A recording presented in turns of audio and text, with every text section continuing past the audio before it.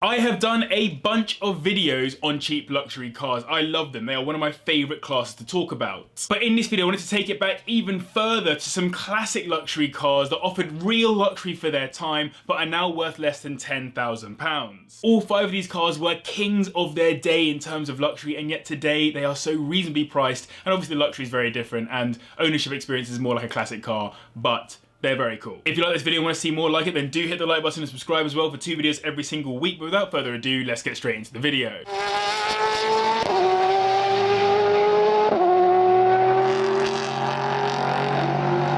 A Bentley for under £10,000. Let's ignore the fact that the Ropius Flying Spurs also come in at under 10k for a second. The Bentley 8 is easily available within our price range as the 1980s entry-level Bentley. It came with a 6.8 litre V8 engine, produces just 240 brake horsepower, taking it to 60 in 11.1 seconds, but obviously that large engine wasn't supposed to go fast, it was supposed to provide effortless comfort through the range. It was based on the Bentley Mulsanne, but came slightly less well equipped, given it's the entry-level car and cost around 10% less, but that doesn't mean it's not luxurious. It was a highly popular car because of this lower price, and though originally it was a UK only car, Bentley ended up offering it in Europe and the US as well to capitalise on the popularity. Originally it came with cloth seats, but post 1987 it got the more luxurious power memory leather seats, and automatic ride height adjustment also arrived slightly later in 1990. Aesthetically it looks like the luxury car that it is, with the classic Bentley mesh grille and slightly boxier 80s styling, and from a driver's perspective the dashboard is relatively minimalist but very typically luxurious in terms of the materials used. It kinda reminds me of the cabin of a 1980s private jet in there rather than your average car. It's relatively rare too, with just over 1,700 being sold in total between 1984 and 1992, which I think adds to the intrigue. As it's also a bit older, a lot of the work on these can be done by an experienced mechanic as opposed to a specialist, and some owners go as far as DIYing their way around these. They start at around the £7,000 mark, and 10k will get you a 1987 model with 80k on the clock. Corrosion is known on these, but the engine is highly under stressed,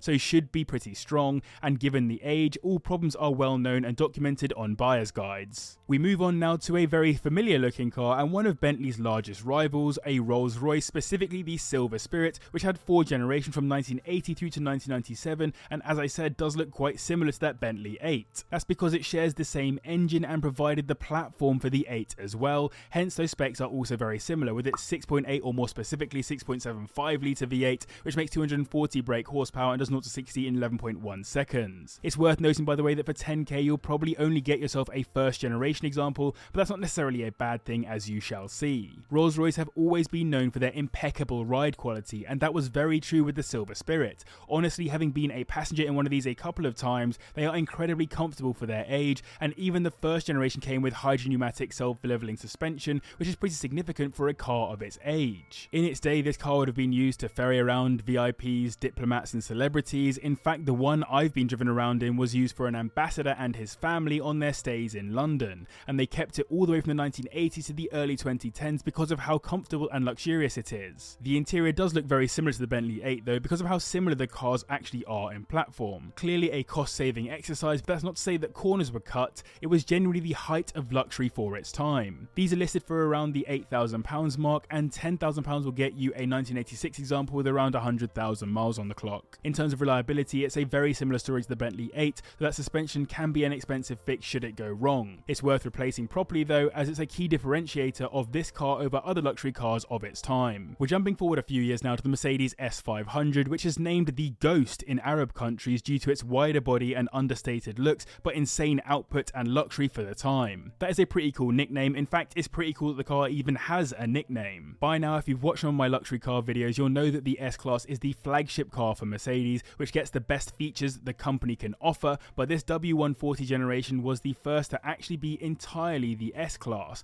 with the modern naming convention that we know today. In S500 spec, it came with a 5 litre V8 engine which makes 320 brake horsepower, taking it to 60 in 7.1 seconds. Not bad for a car of its age and size, as the S500 came in the longer limousine spec. It wasn't all plain sailing for Mercedes though, as the project was delayed by Mercedes trying to catch up with BMW sticking a V12 into their 750i, which led to 18 months of delay and a major overspend, which was then coupled with slow sales of the Merc, given all of a sudden there was a bunch of extra luxury competition from the Japanese market, particularly Lexus and Infiniti, which cost less cash and were more reliable, with often better luxury as well. So you could call this car a failure, but that doesn't take away from its luxury. Double pane, soundproof glass, electric mirrors, 12-way powered heated seats, heated washer system, 4-zone climate control, reclining and heated rear seats on limousine models, sunshades, soft closing doors, autopilot, voice control and luxurious leather interior. This car from the 1990s came better equipped than most cars today. But that's partly why it's quite expensive, starting at our upper limit of 10k for this video. Fuel injection harnesses are the key problems with these, as well as aircon leaks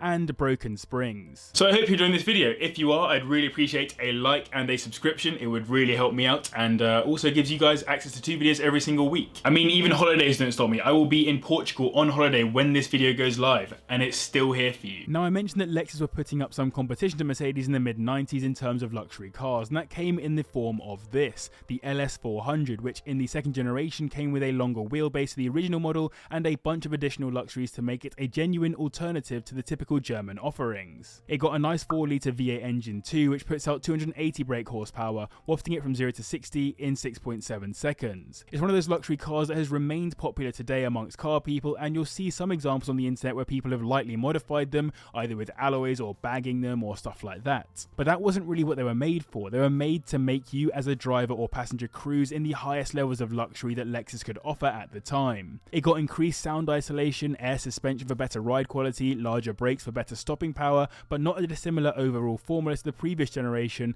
mostly because that first gen was hugely successful and well received by owners. It did get that longer wheelbase, which meant more space for passengers and an additional 2.6 inches of legroom in the rear, even though the overall length of the car remained the same. It also got dual zone climate control, laser adaptive cruise control, and a bunch of other bits. It was so successful that in some markets outside of Japan, they added tariffs to stop it from beating cars in their own markets. These start at around £4,000, with 10k easily getting you into one. And the key benefit? It's a Lexus, so that engine is known to be pretty solid. Yes, it will have some age-related problems, but generally these have done incredibly well on reliability. Taking the top spot is the BMW that scared Mercedes into taking that 18-month delay I mentioned, the 750i, with its 5.4-litre V12 engine, which makes a relatively small 326 brake horsepower, despite that being the most on this list, which will get it to 60 in 6.6 seconds. This is the third generation 7 Series. It ran from 1994 to 2001, with the first model year being 1995, my year of birth. So if this is a classic, does that put me up for classic status as well? Pretty terrifying. Anyway, as BMW's luxury offering, it had to come with some fresh features to make it interesting to potential buyers, and it was one of the first European cars to have sat-nav, which is pretty crazy for its age. It also got in-car entertainment, including a TV and the likes, which for the time was the height of luxury, and it came as either a normal wheelbase or long wheelbase, similar to the S500 mentioned previously. It also got reclining heated rear seats, phones and the likes, and some of the coolest interior specs on the market at the time. I love the off-tan, almost yellow interiors, matched with cool burgundy exteriors. To me, this car looks like a villain car, the kind of luxury car that cartel leaders and mafia bosses get ferried around in. It was definitely popular amongst the wealthy, and it was in fact the car that Tupac was shot in, which went on sale for $1.75 million in 2021. Fortunately, you don't need to pay that much to get into one of these, as they start at around £7,000, with 10k getting you a 1996 example with around 100k on it. There are known problems with the 6-cylinder models, but the V12 remains relatively under stressed. Outside of that, it's the typical stuff to look for on an older car, like suspension setup being old and worn, and electrical bits and pieces no longer working. So I hope you guys enjoyed this video. If you do, remember to hit the like button and subscribe as well if you're new. Massive thanks to the patrons for their support, and to you guys as well for watching.